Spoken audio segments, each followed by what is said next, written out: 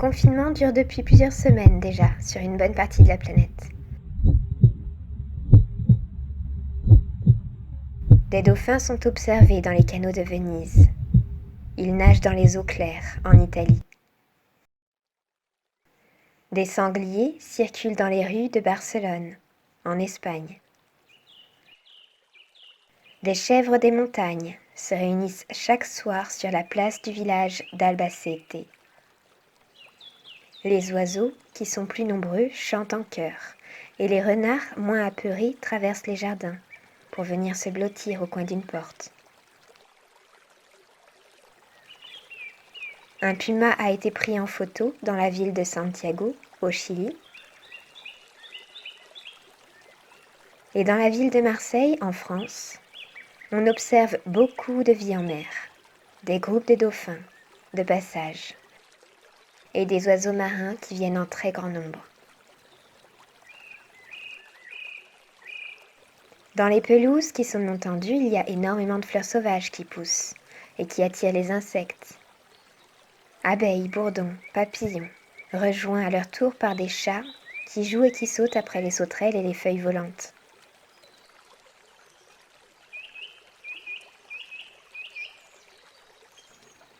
Homme de la terre, où es-tu ?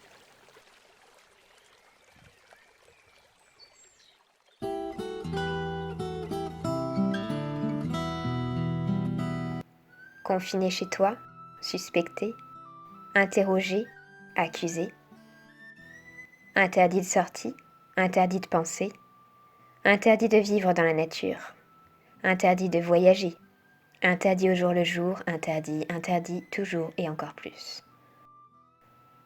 Toi, le chercheur de vérité, tu es régulièrement censuré pour tenter de prévenir tes frères, tandis que les informations nationales inondent tous les médias avec des mensonges répétitifs. Toi, le médecin infirmier, tu travailles jour et nuit pour maintenir l'illusion d'un danger pandémique, tandis que les tests de coronavirus ne fonctionnent pas. Les cas qui sont supposés proviennent de différentes souches dormantes dans l'organisme.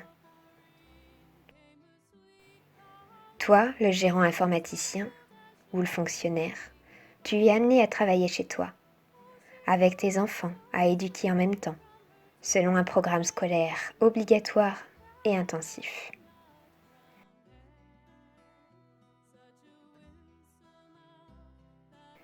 Et toi, le soldat policier, ton temps de travail est décuplé pour assurer le maintien du confinement et des interdictions en cours, tandis que les gouvernements mènent des opérations secrètes et déploient des stratégies mondiales, en t'assurant bien sûr des primes et des compensations à chaque fin de mois, pour engagement loyal et service rendu au pays.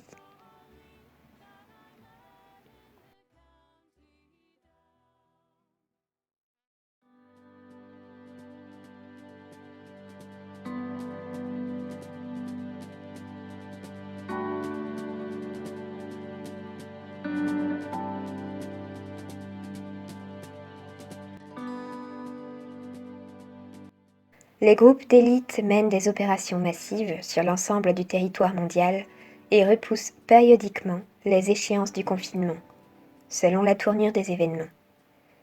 Il y a des troupes armées qui débarquent en ville, des rues qui sont désertées et surveillées, des accords qui se multiplient et bon nombre d'arrestations qui ont lieu.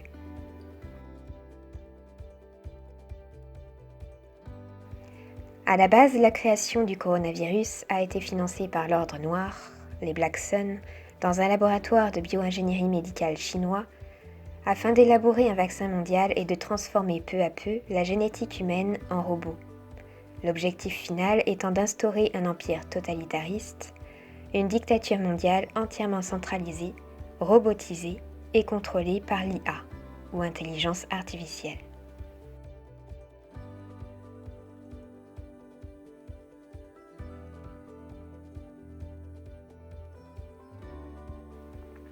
Aux Philippines, par exemple, le président a menacé directement de mort les personnes qui ne respectent pas le protocole, en ordonnant aux soldats de tirer.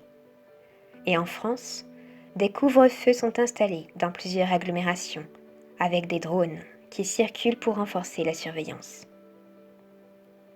Alors face à cette tentative de domination totale de l'ordre noir, de domination sur l'ordre de Bélial, celui-ci a réagi vivement et tente de récupérer le contrôle pour installer sa propre dictature, un empire mondial plus doux, mais qui exploite encore les humains, maintenus à demi conscients de leur réelle capacité.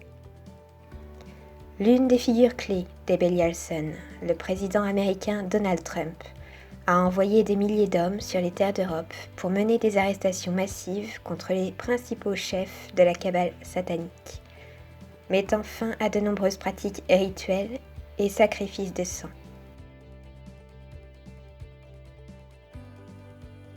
En ajoutant cela au travail de libération des gardiens, il y a en ce moment des vagues d'âmes et d'enfants qui sont libérés et transités vers des espaces de guérison où ils sont pris en charge pour être soignés.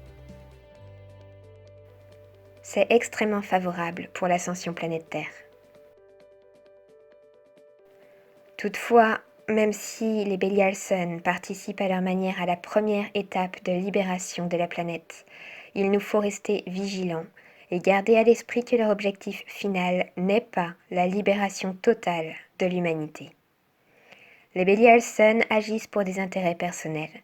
Ils souhaitent mettre en place un ordre mondial qui les sert, avec une divulgation limitée, où les programmes spatiaux secrets sont développés pour l'expérimentation génétique.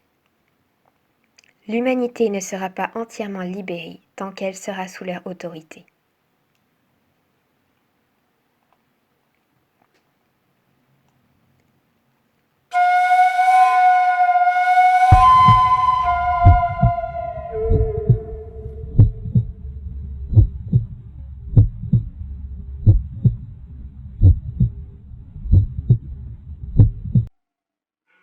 بگشلات خیابان جوزاپن بگشلات خیابان جوزاپن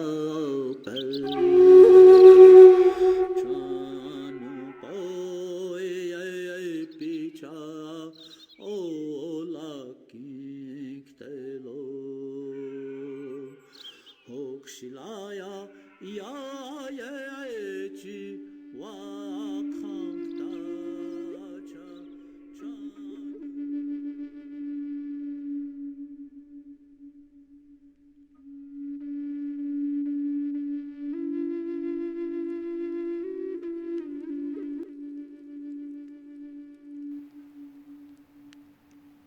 À l'ère du septième feu, la course des peaux claires devra faire un choix entre deux routes. Une route de cupidité et de technologie sans sagesse, sans respect de la vie. Cette route représente une voie vers la destruction qui causera beaucoup de souffrance et de mort parmi les habitants de la Terre.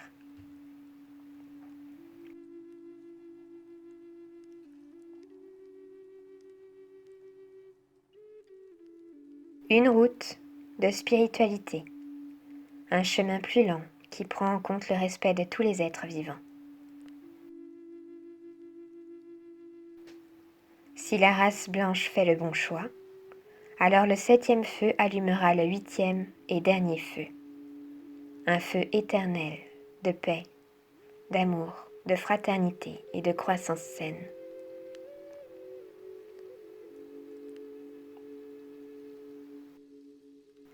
Si l'humanité continue sa route et choisit le bon de la pleine conscience, avec une divulgation totale, alors toutes les nations et tous les peuples allumeront ensemble le huitième feu et formeront une société terrestre unifiée dans ses valeurs, fondée sur des nouveaux modes de vie sains et équilibrés.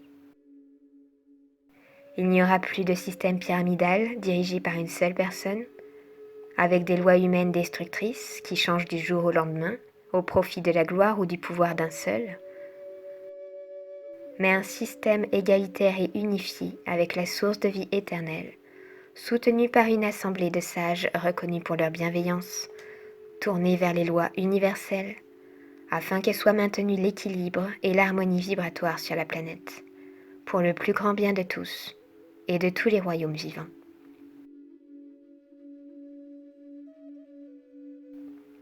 Lorsque les lois sont celles de l'univers, alors il n'y a plus de maladie. Telle est la civilisation du 8e feu. Tel est l'avenir possible.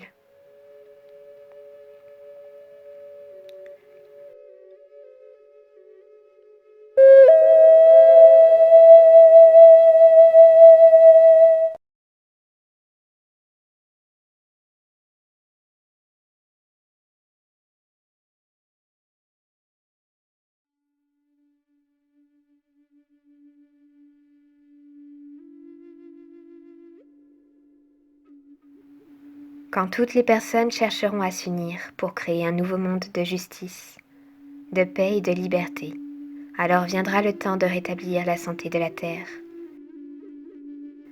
Les gardiens reviendront un jour du réveil, les gardiens que l'on appelle les guerriers de l'arc-en-ciel.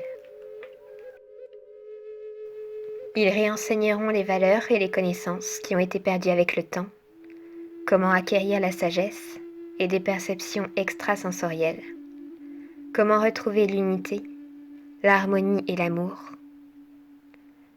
Ces guerriers donneront au peuple des principes et des règles à suivre pour être en symbiose avec le monde, les mêmes principes que ceux des tribus anciennes.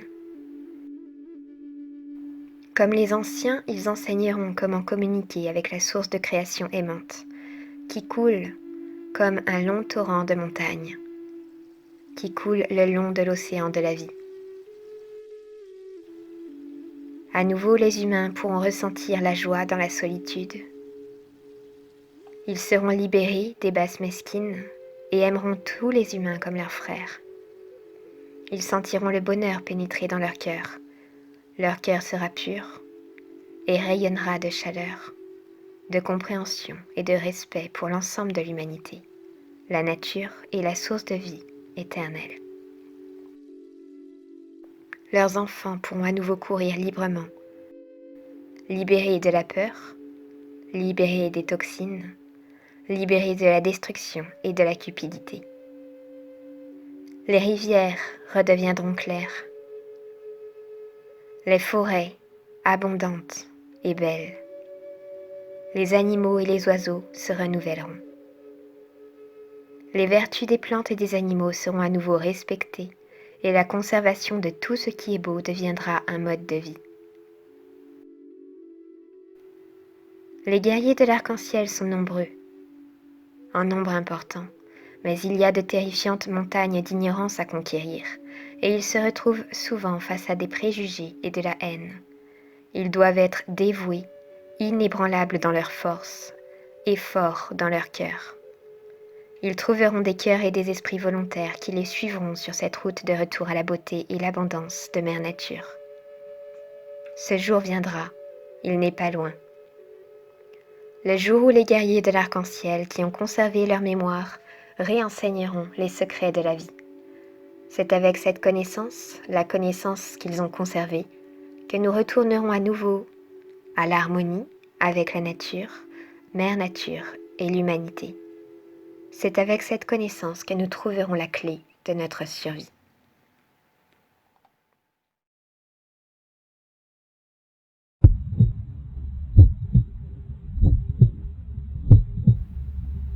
Le genre humain se transformera en une seule race, arc-en-ciel, mélange de toutes les couleurs et de tous les peuples, synthèse cosmique de la connaissance universelle.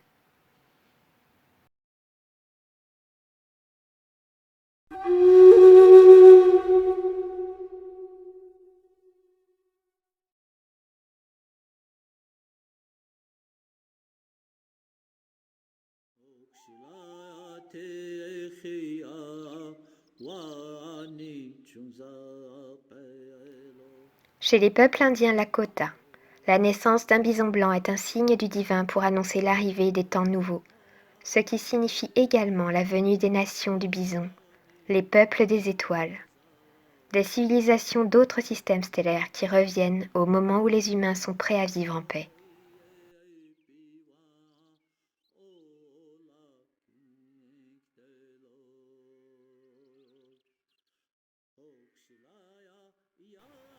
En août 1994, dans le Wisconsin, un premier bison blanc est né, nommé Miracle. Entre 1994 et 1997, sont nés 5 autres bisons blancs. Et en 2005 est né le bison blanc femelle Prophétie, au centre ethnoculturel Kanataaki. Il a été constaté que sa pelure changeait de couleur au fur et à mesure de sa croissance. L'arrivée du buffle blanc apporte la pureté de l'esprit, du corps et de l'âme, et unifie toutes les nations, noires, rouges, jaunes et blanches.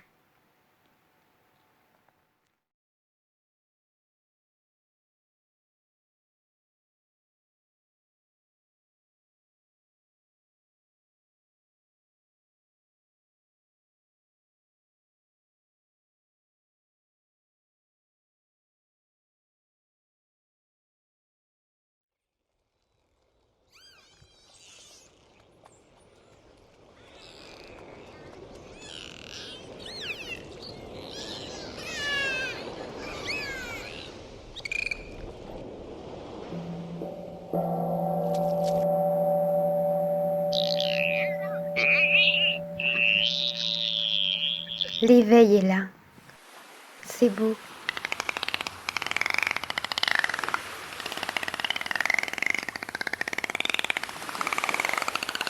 On est si heureux.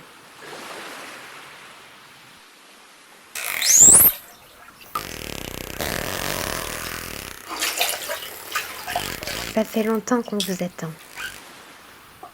Nous sommes impatients. Nous avons hâte de vous montrer. La mer, la beauté, les vibrations de joie.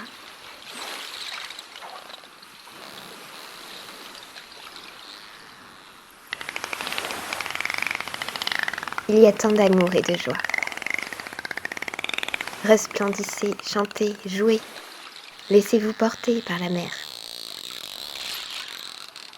Le mouvement.